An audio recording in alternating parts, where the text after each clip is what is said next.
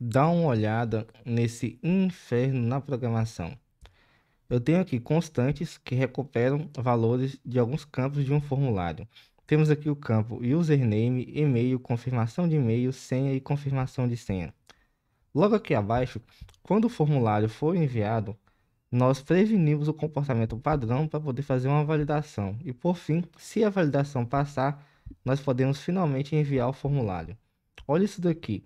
Se o username não estiver vazio, se o usuário passar um e-mail válido, se a confirmação de e-mail for igual a e-mail, se a senha tiver ao menos 8 caracteres e se a confirmação de senha for igual à senha, então enviamos o formulário.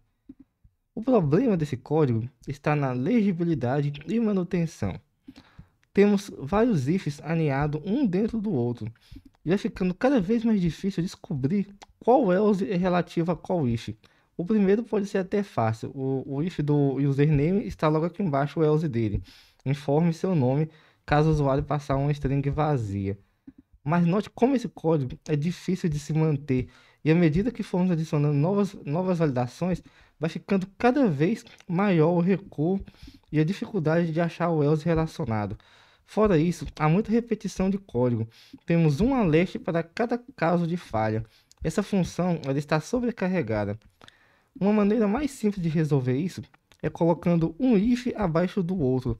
Assim nós vamos ter uma leitura vertical do código, de cima para baixo, sem ter que ficar desviando o fluxo. Por exemplo, aqui eu vou ler. Se o usuário digitar uma string vazia, que é uma mensagem de erro, então eu vou para esse else.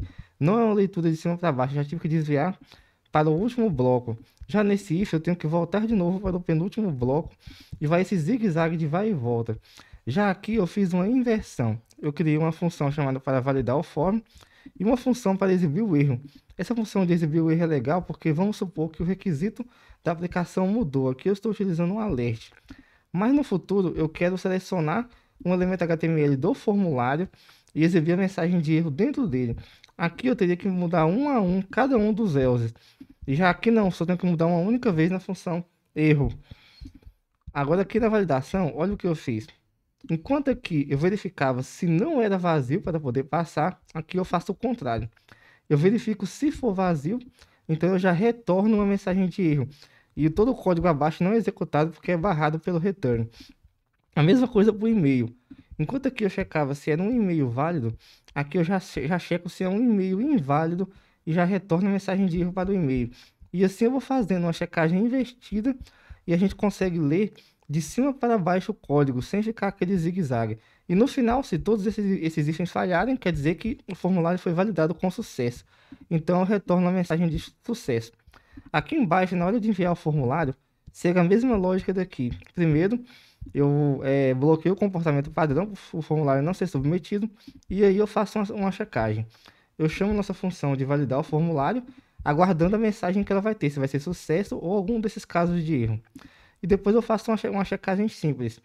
Se o formulário não for enviado com sucesso, então eu já chamo a função de erro, passando o nosso erro, e chamo novamente um return para bloquear tudo aqui abaixo, que no caso seria nossa função para fazer de fato o envio do formulário, da forma que você preferir, seja por uma API ou simplesmente submetendo o formulário. Esse código é para ficar apenas didático, mas dá para melhorar muito, por exemplo, utilizando o padrão Strategy. Inclusive, se vocês quiserem, comentem aí se vocês querem algum vídeo sobre Strategy.